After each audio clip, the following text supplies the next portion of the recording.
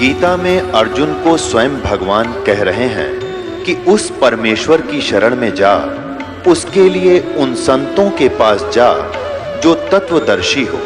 इसी प्रकार हजरत मोहम्मद को उनका अल्लाह कह रहा है कि कोई और पूर्ण परमात्मा है, उसको पाने के लिए उन तत्वदर्शी संत की तलाश कर।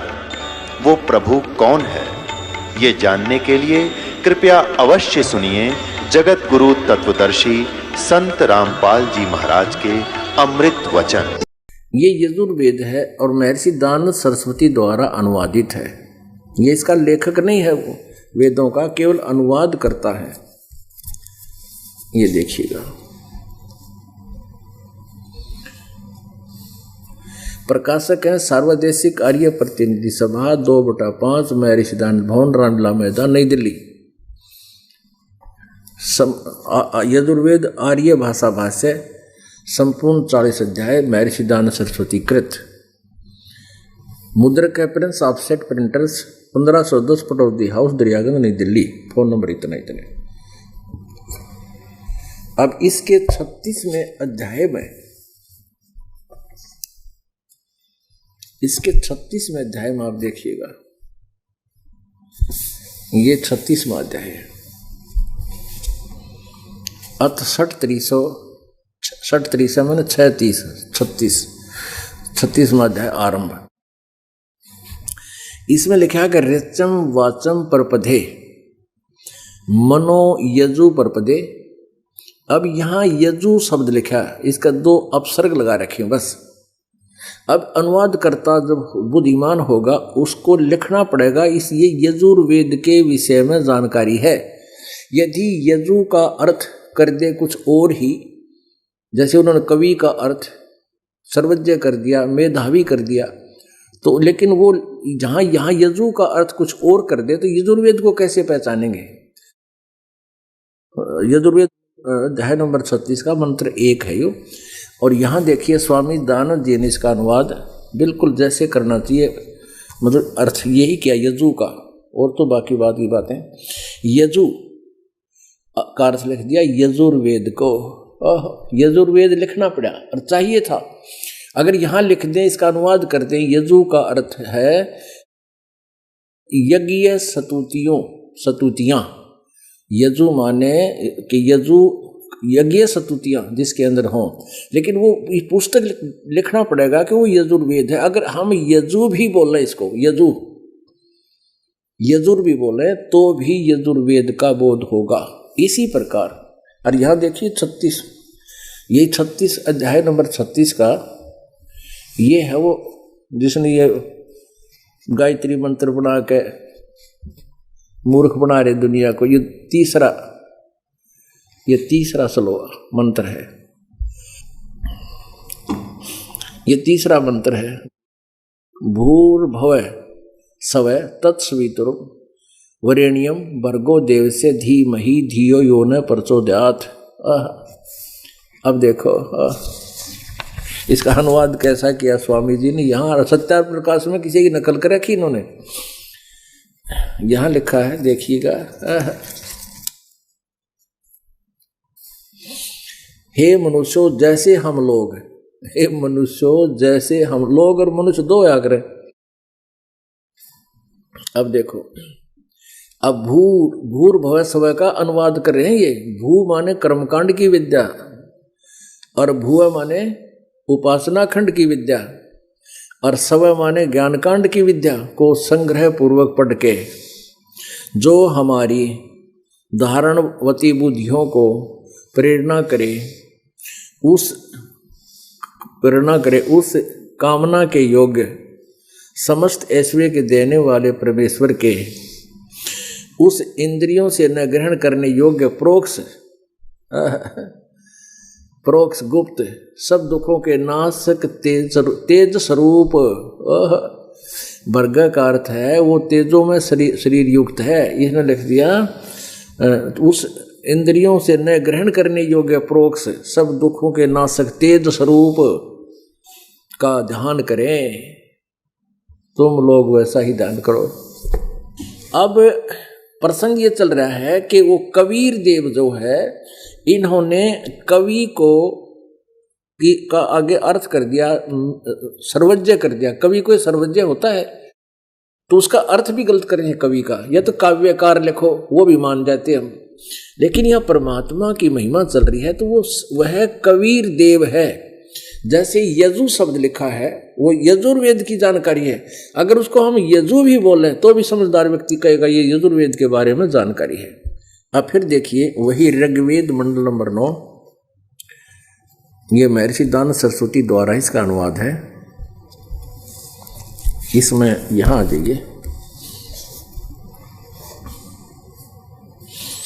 जैसे हम फिर यहां से पढ़ेंगे ऋग्वेद मंडल नंबर 9 का सूक्त नंबर 86 और मंत्र नंबर 26।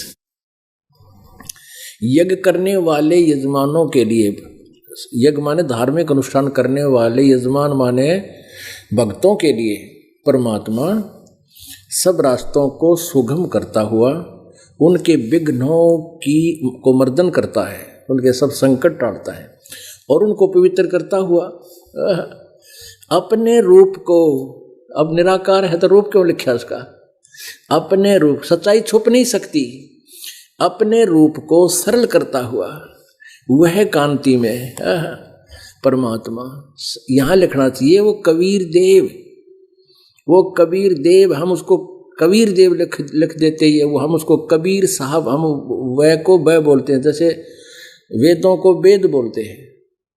तो कबीर देव, वह कबीर देव विद्युत के समान क्रीड़ा करता हुआ वर्णीय पुरुष को यानी अच्छी आत्मा को प्राप्त होता है।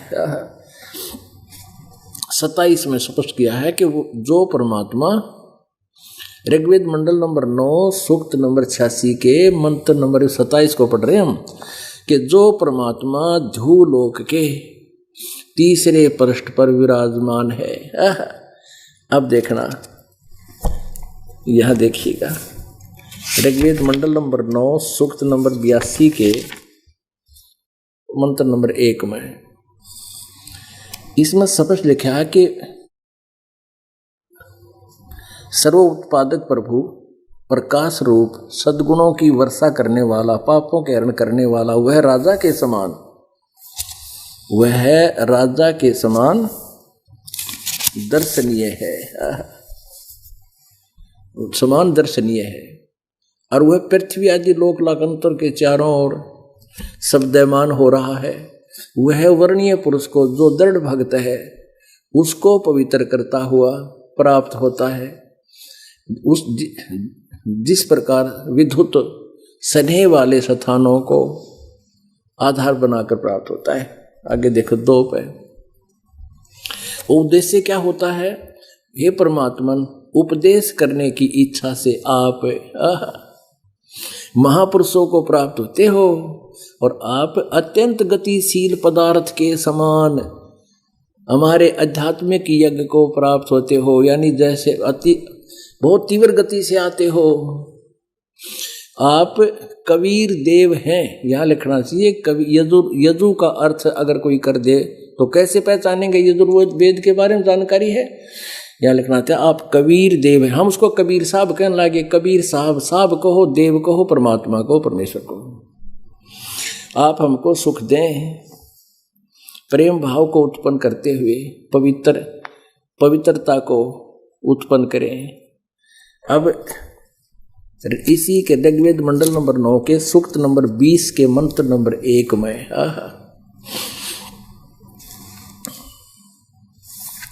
ये मंत्र नंबर 1, इसमें सफेद लिखा कि पर कबीर देव, मूल संस्कृत में कबीर देव लिखा, ऊपर लग रहा कबीर देव, कबीर साहब।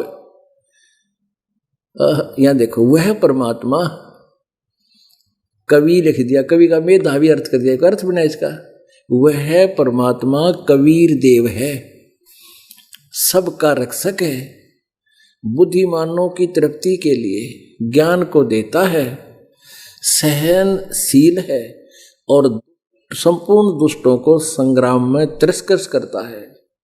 तो परमात्मा का संग्राम विद्वानों को ज्ञान देने के लिए आता। ये ज्ञान के संग्राम में सबके छक्के छुड़ा देता है वो परमात्मा, इसका ये सीधा अर्थ है। और परमात्मा स्वयं भी कहते हैं, 16 शंख पर हमरा तकिया, हम गगन मंडल के जिंदा, हुक्म हिसाबी यहाँ चल आए, काटन काल का फंदा, गोता मारूं स्वर्ग में जा बैठूं पाताले, कह कबीर ढूंढता फिरूं अपने हीरे मोती लाले। बोलो सतगुरुदेव।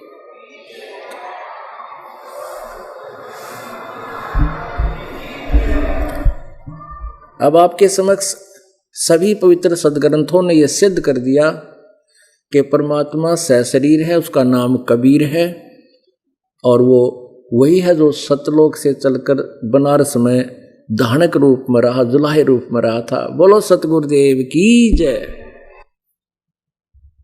परम पिता परमात्मा पूर्ण ब्रह्म सारी सृष्टि के रचनहार कबीर देव जी, बंदी छोड़ कबीर परमेश्वर जी,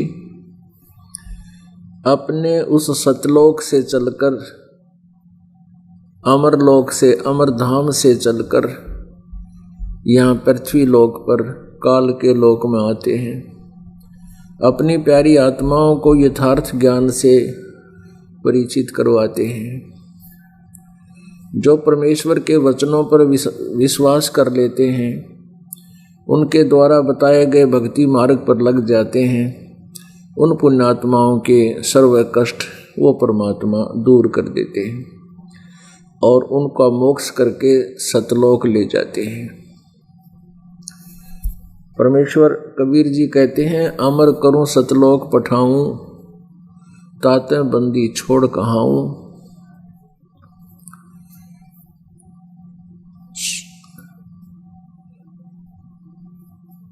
16 शंख पर हमरा तकिया, गगन मंडल के जिंदा, और हुक्म हिसाबी हम चल आवे, और काटन यम का फंदा। पुण्यात्माओं,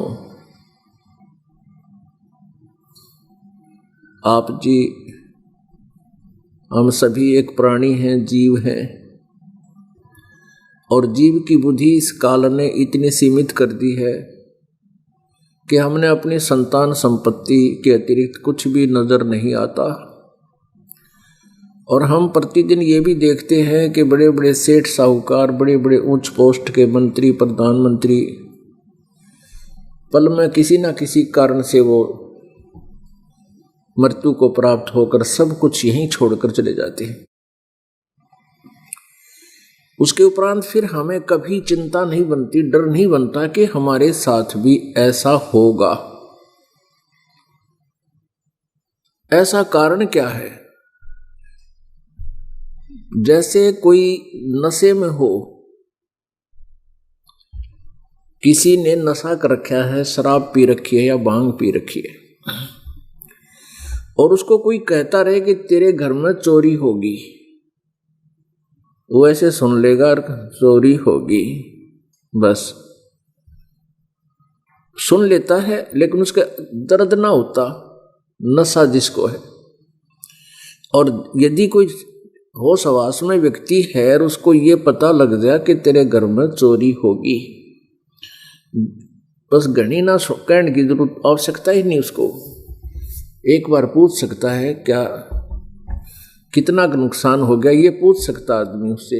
बताने वाला ये कहेगा कि आप ही जाकर देखो, तो फिर उसको ज्यादा समय नहीं लगता।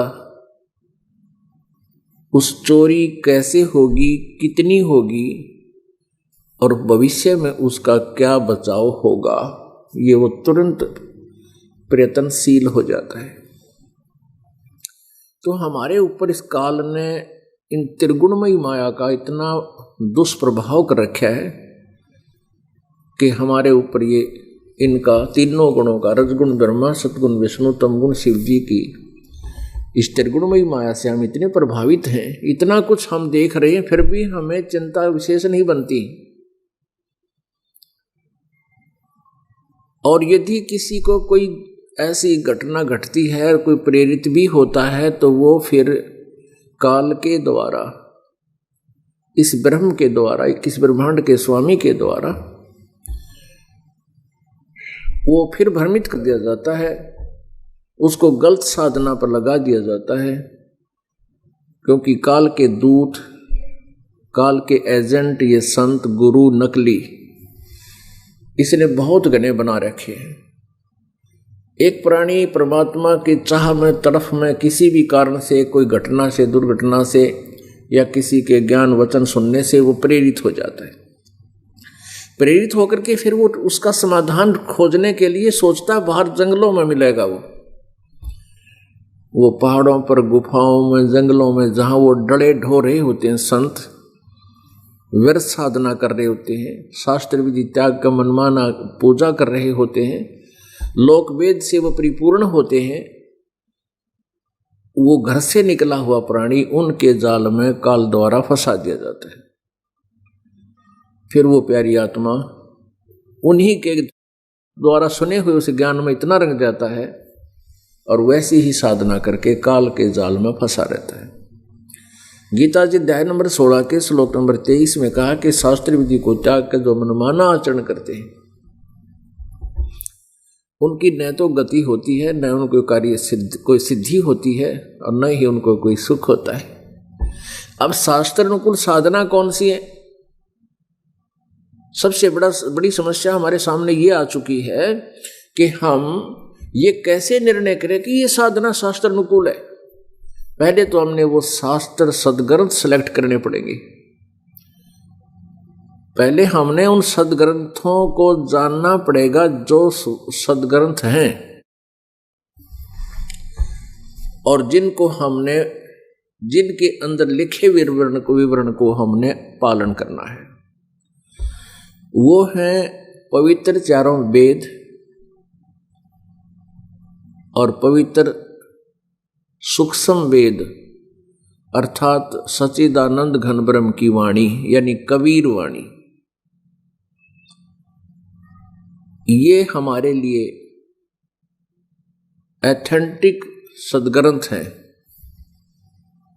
ये प्रमाणित सदग्रंथ हैं। इसके अतिरिक्त जैसे पुराण हैं, 18 पुराण या उपनिषद हैं, ये किसी ऋषि की अपना अनुभव है, वो हमारे लिए मान्य नहीं है भक्ति के विधि में। बाकी ज्ञान के सुलझाने में उनका हम सहयोग ले सकते हैं, लेकिन भक्ति की विधि यानी वे ऑफ वर्शिप में हम केवल पवित्र चारों वेद और पवित्र सूक्ष्म वेद सच्चिदानंद घन ब्रह्म की वाणी ये प्रमाणित है। पुण्यात्माओं, जैसे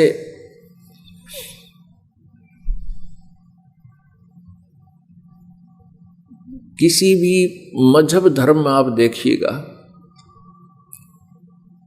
उनकी जो साधनाएं हैं वो मोक्ष मार्ग नहीं है। जैसे नमाज करना क्या होता है? परमात्मा की स्तुति, नित्य नियम। जैसे आप जी सुबह नित्य नियम करते हो, सुबह का ये नित्य नियम यानी प्रतिदिन किया जाने वाला नियमित पाठ्यक्रम, और दोपहर के बाद जो है अशुभ निकंदन रमैणी, शाम को आरती, ये समझो नमाज है। वो 5 बार नमाज करते हैं, 5 बार परमात्मा से प्रार्थना करते हैं। ये इसलिए कंपलसरी बना गए हजरत मोहम्मद जी के, और नहीं तो ये इस बाउंडेशन में, बंधन में आदेश का पालन करते हुए कुछ समय तो मालिक को याद कर ही सकेंगे, उसकी स्तुति करेंगे ही करेंगे। तो उस स्तुति का जितना वो करते हैं उतना लाभ अवश्य मिलता है। ऐसे जैसे हम वेदों का पाठ करते थे पहले, ये दो ब्राह्मण लोग, और फिर गीता जी का पाठ करते थे श्रद्धालु, अध्याय का, किसी अध्याय का। जैसे इस गायत्री मंत्र को जाप करते थे, ये भी नमाज समझो। तो इनसे लाभ क्या है? इससे इतना लाभ है इनसे, जैसे कोई दीर्घ रोगी हो, जो बहुत ज्यादा रोग हो, जिसको रोगण व्यक्ति है, भयंकर रोग है उसका, और उसका ट्रीटमेंट क्या है, तो उसमें ट्रीटमेंट के अंदर जो है ना, उपचार के अंदर वर्तमान में ग्लूकोज लगाए जाते हैं। ये जो वेदों का पाठन नित्य नियम जिसको कहते हैं, नित्य प्रति किया जाने वाला आध्यात्मिक पाठ्यक्रम या उसका कोई दोना आरती वगैरह, और वही नमाज है। इनके करने से तो इतना लाभ है जैसे ज्ञान यज्ञ का, और यज्ञ का लाभ इतना समझो जैसे रोगी के लिए ग्लूकोज। अब ग्लूकोज से रोग नहीं कटता, शरीर को कुछ सहारा अवश्य मिलता है। रोग काटने के लिए टैबलेट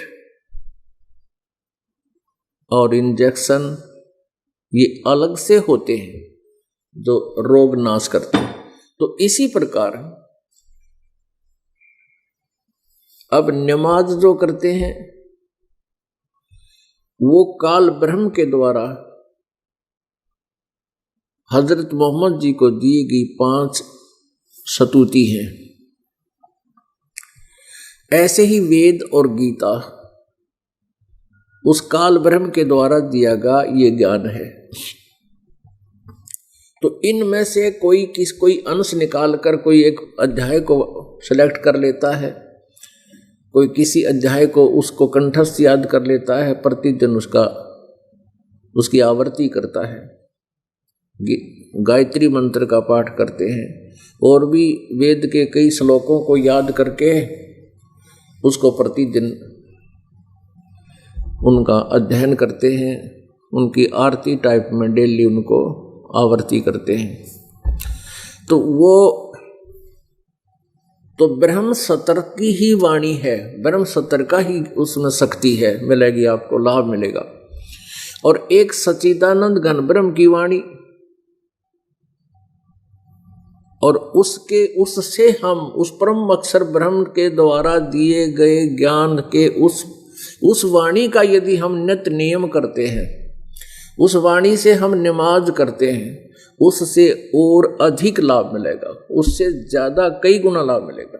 तो इस प्रकार हमने अब नमाज यानी नित्य नियम, नित्य पाठ्यक्रम, स्वाध्याय जिसको बोलते हैं, ये ग्लूकोज भी वो अच्छी क्वालिटी की ही लगवानी चाहिए।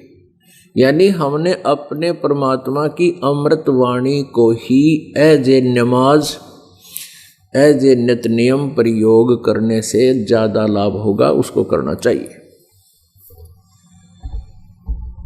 और उसके लिए फिर भक्ति की विधि कौन सी है, वे यानी वो रोग नाशक कैप्सूल कौन से हैं, वो टेबलेट्स, वो गोलियां कौन सी हैं, औषधि कौन सी है, अब ये सिलेक्ट करना है।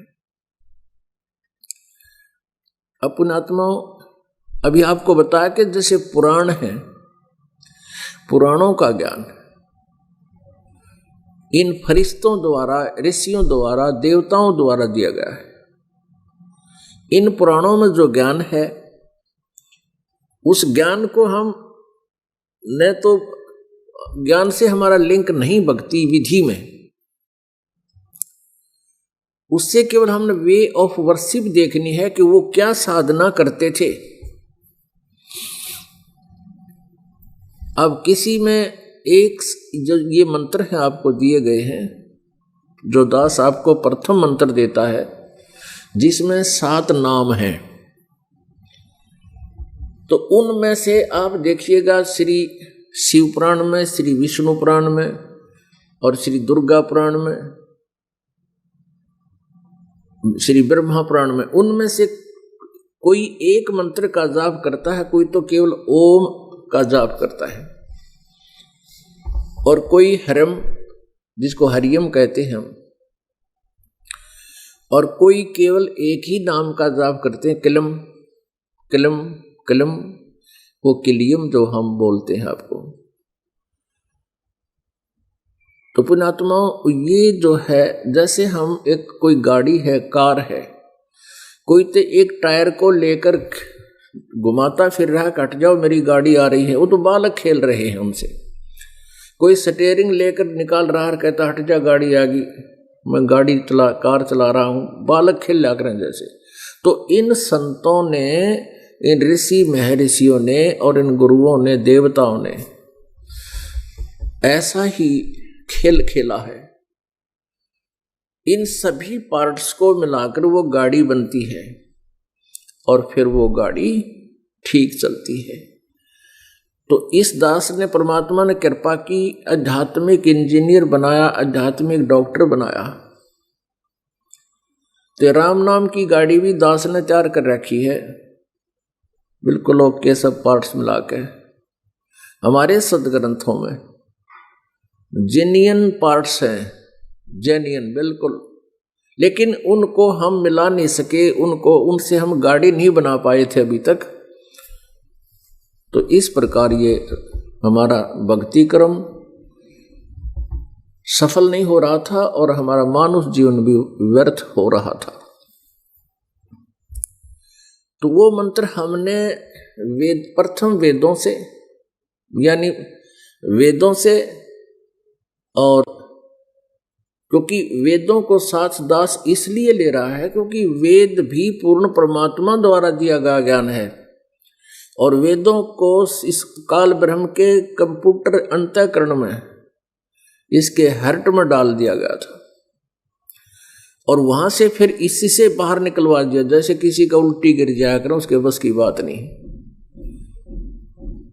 तो ऐसे परमात्मा ने इस काल के अंदर से ये चारों वेद, पांचों वेद निकलवा दिए। इसने क्या गलती की, वो पांचवा जो सूक्ष्म वेद था वो निकाल दिया, उसको सभा कर दिया, समाप्त कर दिया, दबा दिया, मिटा दिया, वो दिया नहीं। और चार वेद जिसमें वे ऑफ वर्शिप केवल ब्रह्म तक की थी, वो दे दिया। उन चारों वेदों में महिमा तो पूर्ण परमात्मा की है, और वे ऑफ वर्शिप यानी पूजा का मार्ग केवल ब्रह्म तक का है। जैसे यजुर्वेद अध्याय नंबर 40 के और श्लोक मंत्र नंबर 15 में ये देखिएगा। यजुर्वेद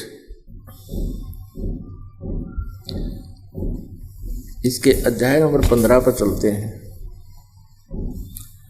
प्रकाशक हैं सार्वदेशिक आर्य प्रतिनिधि सभा 2/5 महर्षि दान भवन, रामलीला मैदान, नई दिल्ली। यजुर्वेद आर्य भाषा भाष्य संपूर्ण 40 अध्याय महर्षि दान सरस्वती कृत। मुद्रक हैं Prince offset printers 1510 Pataudi house Daryaganj, नई दिल्ली। ये इनकी फैक्स फोन नंबर है, फैक्स फोन नंबर। इसके 40वें अध्याय के 15वें श्लोक में यजुर्वेद अध्याय नंबर 44 से 40वां 44वां अध्याय और 15वां श्लोक, मंत्र या श्लोक कुछ भी बोल इसको। इसमें क्या लिखा है, वायु अनिलम अमृतम अथ इदम भस्मांतम शरीरम, भस्मांतम शरीरम ओम करतो समर किलबे समर करतुम समर ओम करतो समर किलबे समर करतुम समर। 15वां श्लोक 40 में जाएगा। वायु अनिलम अमृतम अथ इदम भस्मांतम शरीरम। इसका क्या अर्थ बनता है,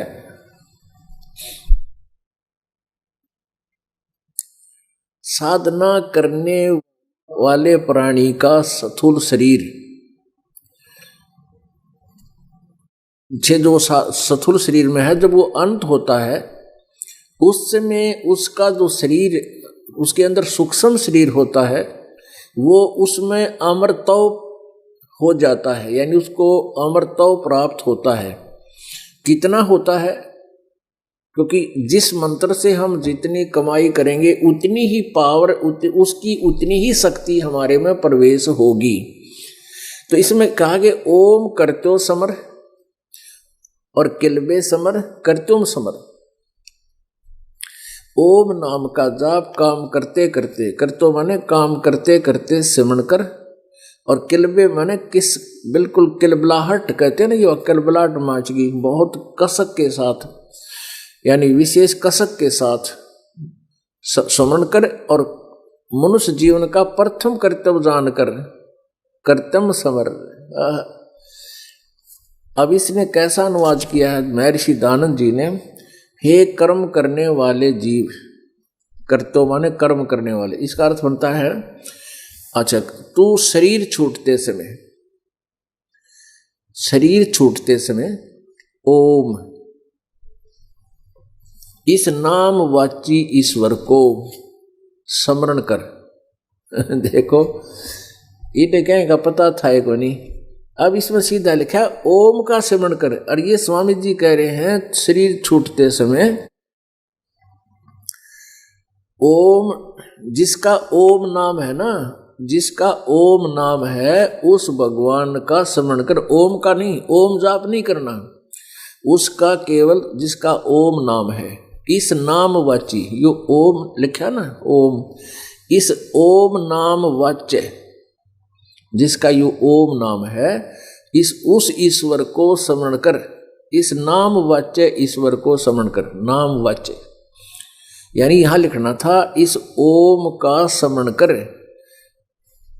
ओम करतो समर है, सीधा सा अर्थ है बता इसमें। ओम नाम का जाप काम करते करते, काम करने वाले जीव इसने लिख दिया, काम करते करते, एक कर्म योगी, इसको समझो, हे कर्म योगी काम करते करते ओम नाम का स्मरण कर। और इस ओम नाम का स्मरण विशेष कसक के साथ कर, और अपना विशेष कर्तव्य समझ कर काम कर। इन्होंने कैसा अनुवाद किया इसको, तो वैसे भी, हे काम करने वाले जीव तू शरीर छूटते समय ओम, ओम इस नाम वाच्य ईश्वर का स्मरण कर। ओम का नहीं, इस नाम वाच्य जिसका यू नाम है, ओम नाम है, उसका स्मरण कर।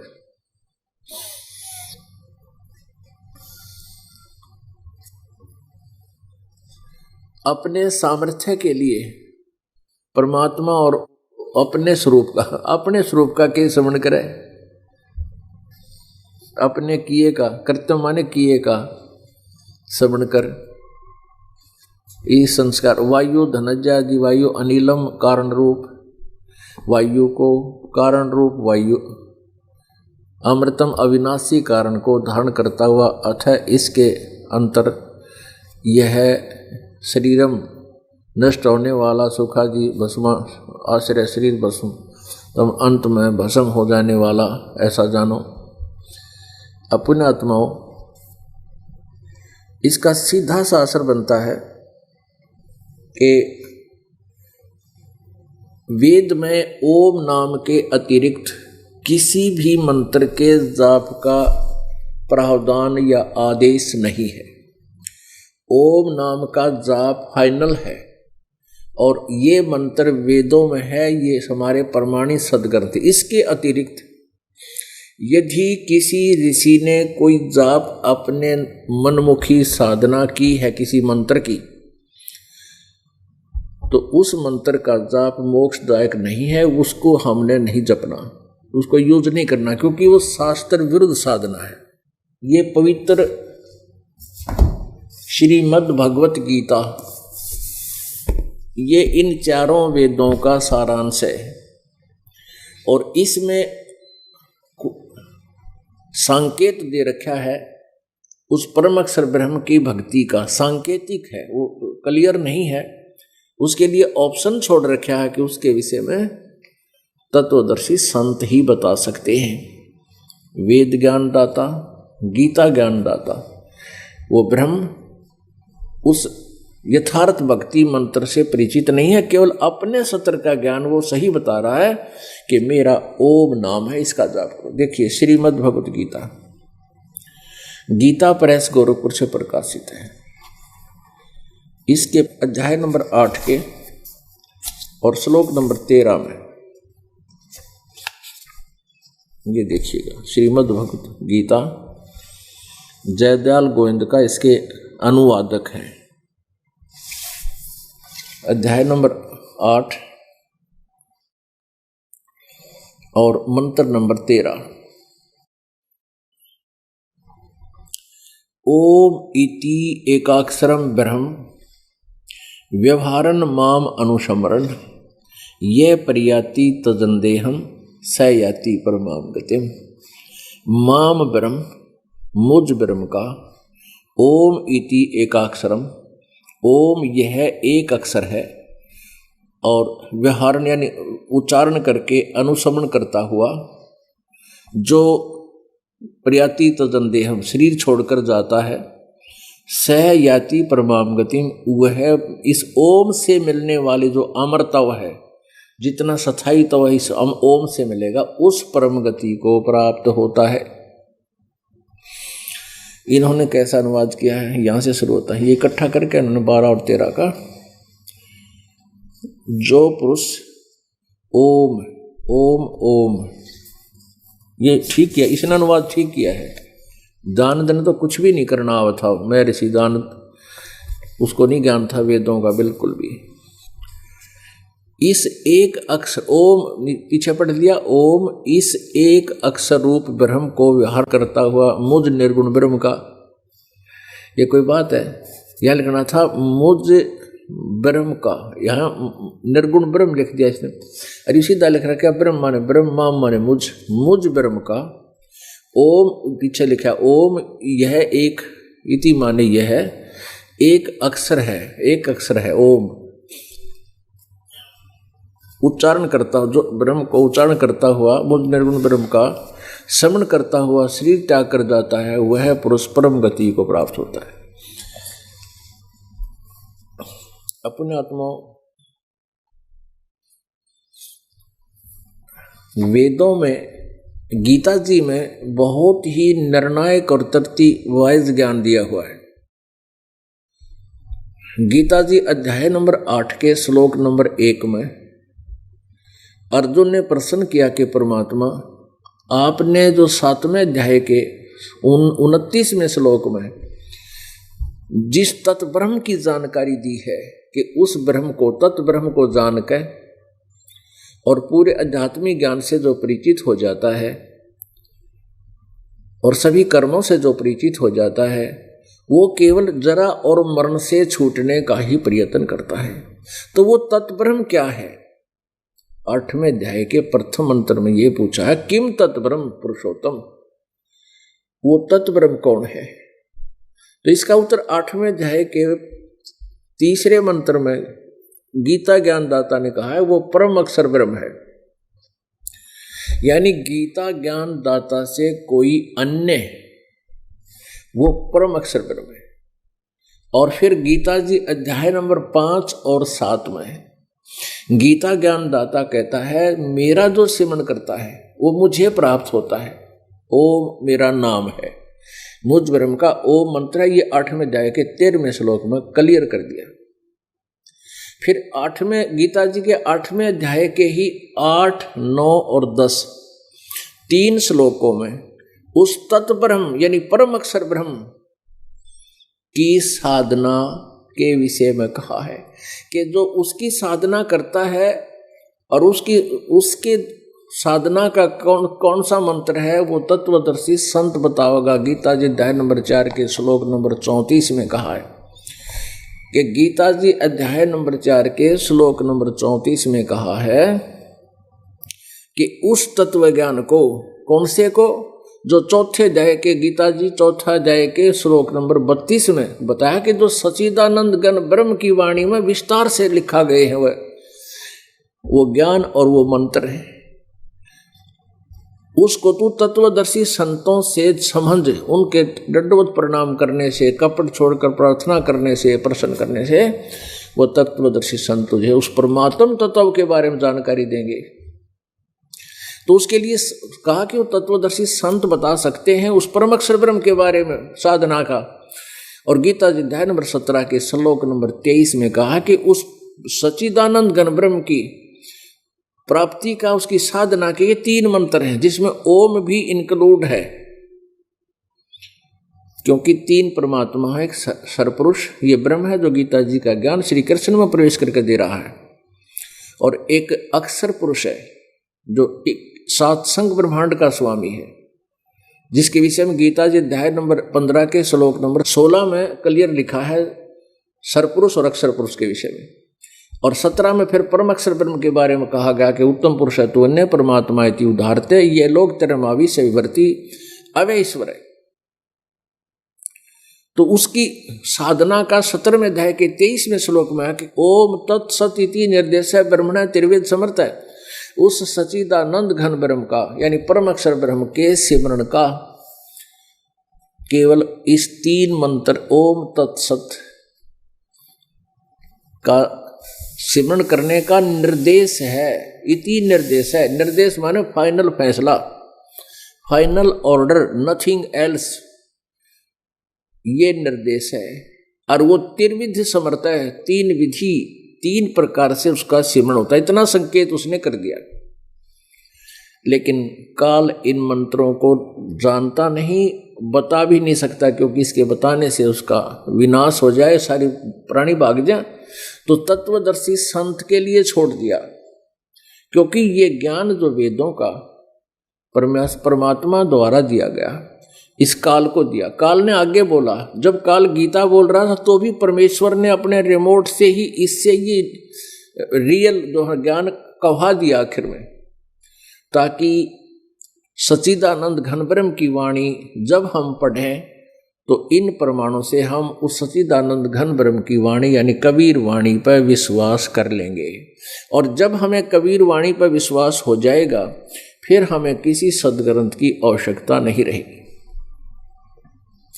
ये जो सदग्रंथ हम आपको दिखा रहे हैं या अन्य ग्रंथ जो हैं, इनको तो इसलिए आपके समक्ष प्रस्तुत कर रहे हैं क्योंकि आप जी इनसे अपरिचित हैं, और आप जी के जो मार्गदर्शक गुरु जी रहे हैं वो भी इनसे अपरिचित थे। वो केवल आप जी को लोकवेद दंत कथा सुनाया करते थे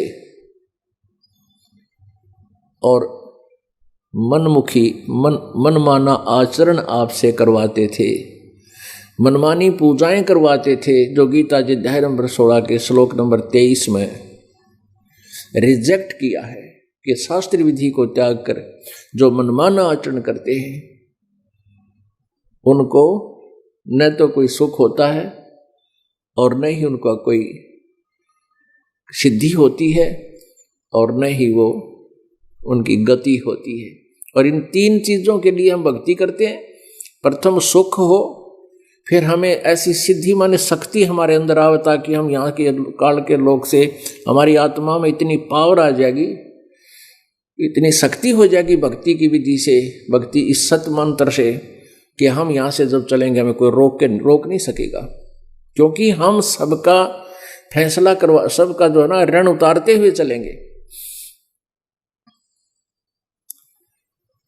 अब आपको दिखाते हैं गीता जी अध्याय नंबर 8 का श्लोक नंबर 1, ये देखिएगा, ये है अष्टमो अध्याय 8वां अध्याय। इस प्रथम मंत्र में अर्जुन ने पूछा किम तत्ब्रह्म, किम तत्ब्रह्म, किम अध्यात्म, किम कर्म पुरुषोत्तम, अधिभूतम च किम प्रोक्तम, अधिदेवम किम उच्यते। अब क्या पूछा है कि ये तत्ब्रह्म क्या है।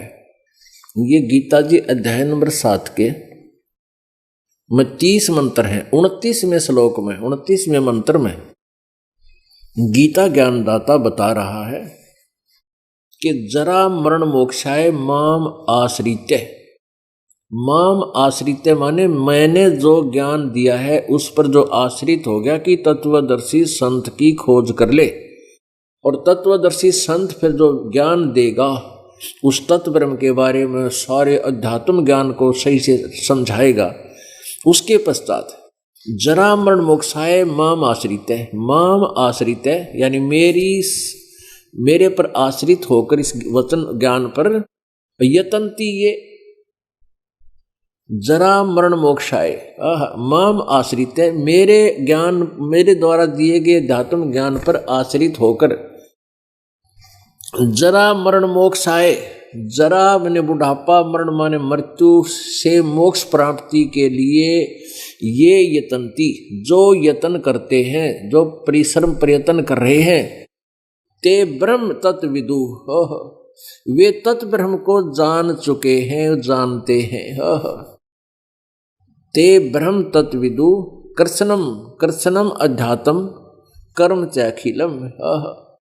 वे सभी कृष्ण मन सारे अध्यात्म कंप्लीट संपूर्ण अध्यात्म से परिचित हैं, और अखिलम यानी सारे कर्म से भी परिचित है, और वे उस तत्ब्रह्म से भी परिचित है जो केवल जरा और मरण से मोक्ष पाने के लिए जो यत्न करते हैं, जो मेरे इस द्वारा दिए गए ज्ञान पर आश्रित होकर तत्वदर्शी संत की खोज कर लेते हैं।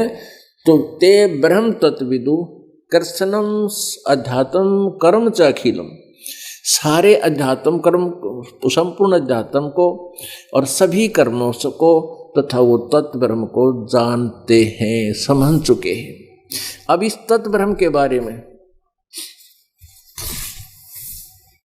इनके द्वारा अनुवाद है इसका, जो मेरे शरण होकर जरा मरण से छूटने के लिए प्रयत्न करते हैं, वे उस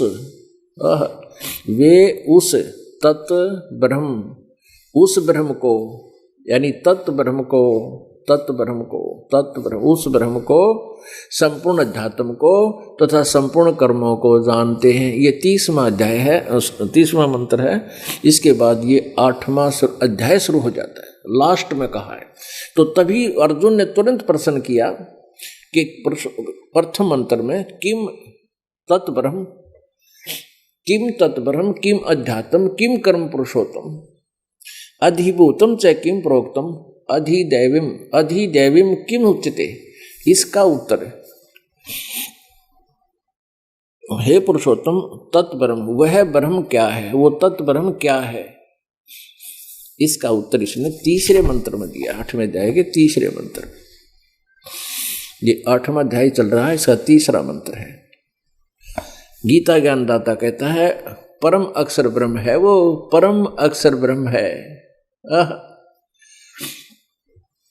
यहां देखना, अब हम ये 5 और 7 में अध्याय नंबर 8 के और श्लोक नंबर 5 में गीता ज्ञानदाता कहता, जो पुरुष अंत काल में भी मुझको ही स्मरण करता हुआ, अपना जिस नाम बताई रखा है, स्मरण करता हुआ शरीर को त्याग कर जाता है, वह मद्भावम याति, मेरे साक्षात स्वरूप को प्राप्त होता है। ये गलत कर रखा अनुवाद इन्होंने।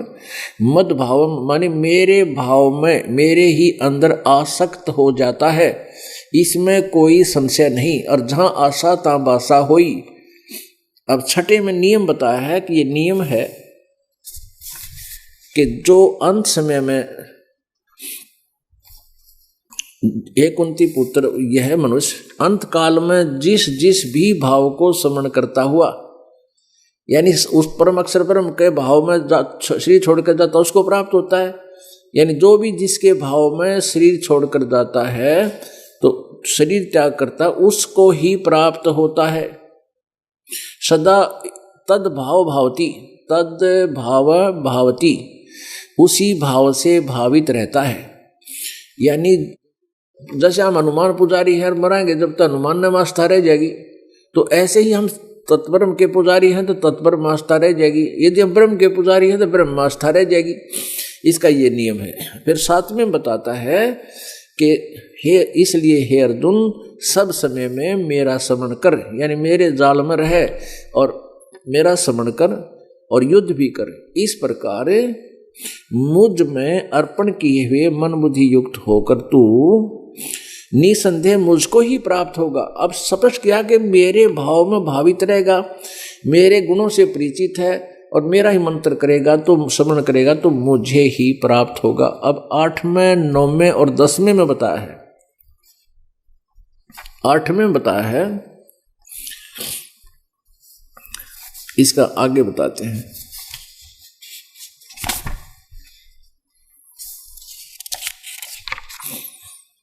ये 8वां है,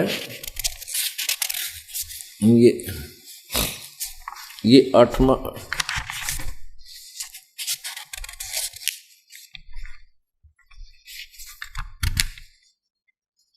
ये देखिएगा, ये 8वां है यहाँ पर और इसका यहाँ अनुवाद है। 8वें अध्याय का 8वां। हे पार्थ, यह नियम है कि परमेश्वर के ध्यान के अभ्यास रूप, ध्यान नहीं है ये तो, जैसे अनुवादक की जिसी सोच है उसने कर दिया। अभ्यास योग युक्तेन, यानी जो तत्वदर्शी संत बतावेगा उस सच्चिदानंद घन ब्रह्म की साधना। हे पार्थ, गीता ज्ञानदाता कहता किसी परमेश्वर के विषय में बता रहा है कि हे पार्थ, परमेश्वर के यह नियम है कि परमेश्वर के ध्यान के अभ्यास रूप योग से युक्त, आगे फिर बताएं, दूसरी ओर न जाने वाले चित्त से निरंतर चिंतन करता हुआ परम देव पुरुष यानी परमेश्वर को प्राप्त होता है। यानी गीता ज्ञान दाता से कोई और है ये भगवान परमेश्वर, परम देव पुरुष यानी परमेश्वर उस गीता ज्ञान दाता से अन्य है। उसने अपना बता दिया पहले, अब उसके बारे में बता रहा सच्चिदानंद घन ब्रह्म के बारे। 9वें में कहा कवियम पुराणम अनुशासिताराम अणियांसम अनुसमर्ते यह सर्वस्य दाताराम अचिंत रूपम आदित्य वर्णम तम से प्रस्तात्। अब यहाँ कवियम शब्द है ना, जैसे कल यजुर्वेद में दिखाया था 36वें अध्याय के प्रथम मंत्र में, वहां यजु लिखा था तो अनुवादकर्ता ने उसको यजुर्वेद लिखा, क्योंकि उस परिचित आदमी ही उसको सही अनुवाद कर सकता है। तो यहाँ कबीर परमात्मा लिखना, ये कबीर देव समझे हम। ये कवियम का अर्थ है, इसको हम कबीर देव को जो पुराणम यानी आदि परमात्मा सनातन परमात्मा अनुशासिताराम अणुशांसी, जो कबीर देव, इन्होंने सर्वज्ञ लिख दिया, जो कबीर देव को, जो पुरुष कबीर देव को, वो कबीर देव कौन है? अनादि, सबके नियंत्रता, सूक्ष्म से अति सूक्ष्म, सबके धारण पोषण करने वाले, अचिंत रूप, अचिंत स्वरूप, सूर्य के सदृश प्रकाश रूप, आदित्य वर्णम, आदित्य जैसा यानी सूर्य की तरह चमकदार साकार, आदित्य यानी सूर्य जैसा, सूर्य की तरह तेजो में यानी सूर्य साकार है, तो आदित्य वर्णम सूर्य के सदृश नित्य चेतन, अविद्या से अति परे, अविद्या से अति परे शुद्ध सच्चिदानंद घन परेश परमेश्वर का जो सेवन करता है। ये 8वां पढ़ लिया, 9वां पढ़ लिया अपन, अब 10वां पढ़ लेंगे।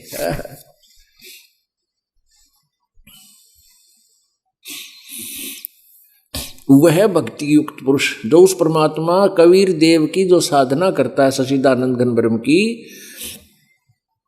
वह भक्ति युक्त साधक पुरुष अंत काल में भी योग बल से, योग माने भक्ति, भक्ति की शक्ति से बरकटी के माध्यम में प्राणों को अच्छी प्रकार स्थापित करके फिर निश्चल मन से श्रवण करता हुआ, दिव्य रूप परम पुरुष परमात्मा को ही प्राप्त होता है। पुण्यात्मा, सौभाग्य है आपका इस बिचली पीढ़ी में जन्म, और भी सौभाग्य है कि आप मानुष शरीर प्राप्त हो। उससे भी और अधिक पुण्य है आपके कि आप जी को ये मार्ग सहज में मिल रहा है। लखबर सूरा जूझ ही लखबर सांवत दे, और लखबर यति जहान में जो सतगुरु शरणा ले। आप बहुत पुण्यकर्मी प्राणी हैं। युगों युगों के आपकी भक्ति के जो कर्म हैं वो बहुत ज़्यादा अच्छे हैं, और उन्हीं कहते हैं पिछले तप से होता है पूर्ण हंस मुराद। ये पिछले ही क्रियाओं से तप का अर्थ से कोई ये हठ योग नहीं होता। गीता जी में तप को बहुत अच्छी तरह डिफाइन किया है 18वें अध्याय में। जैसे वाणी का तप, वाणी का तप, जैसे कोई सत्य बोलते हैं, परमेश्वर कबीर जी ने सत्य बोला, उनके साथ कितना संघर्ष हुआ, कितना परेशान किया गया, वो तप था।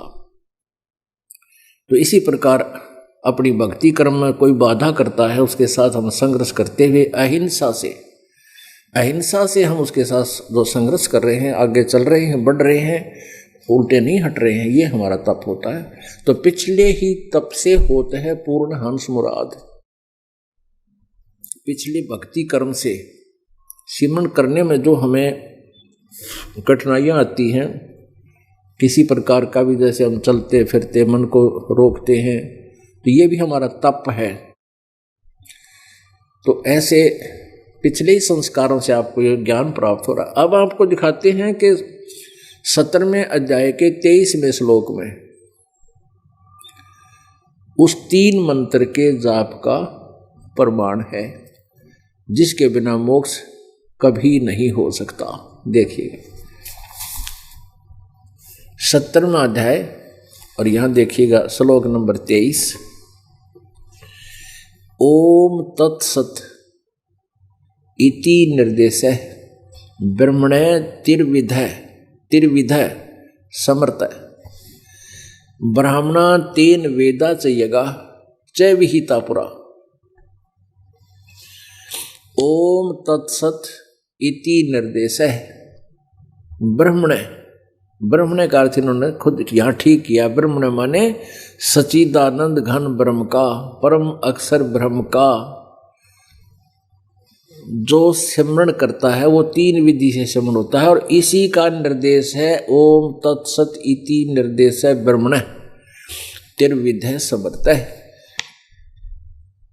ओम तो ये ब्रह्म का है, और तत् ये तो सर्वब्रह्म का, सर्वब्रह्म अक्षर पुरुष, और ये है अक्षर पुरुष का तत्व। ये सांकेतिक है, गुप्त है, और ये सत्य है, ये परम अक्षर ब्रह्म का। ये परम अक्षर ब्रह्म की शक्ति इससे मिलती है, ब्रह्म की शक्ति इससे मिलती है, और परब्रह्म यानी अक्षर पुरुष की शक्ति इस तत् सांकेतिक है। ये शब्द ये अलग है वो मंत्र, और ये सत्य भी गुप्त है, वो अलग मंत्र है। तो ये ओम और तत् मिलकर ये सतनाम बनता है 2 अक्षर का, ये तत् सांकेतिक है। तो ये सत्य और ये सत्य भी सांकेतिक है। फिर ये आपको दिया जाता है, ये दास आपको देगा, ये सारनाम समझो। तो तीनों मिलकर के फिर इनका अलग से जाप होता है। इन तीनों पहले ही सतनाम दिया जाता है, जिससे आपका इन दोनों मंत्रों की खूब भक्ति हो जाएगी। जब तीसरा नाम आपको दिया जाएगा, ओम तत्सत इति निर्देश है ब्रह्मण माने सच्चिदानंद घन ब्रह्म, यानी परम अक्षर ब्रह्म, उस दिव्य परम पुरुष। ओम तत्सत इति निर्देश है, उस सच्चिदानंद घन ब्रह्म यानी ब्रह्मण तिर्विध समर्थ है। इसकी 3 प्रकार से सेवन, 3 विधि है इसके सेवन करने की, और केवल इसका निर्देश है।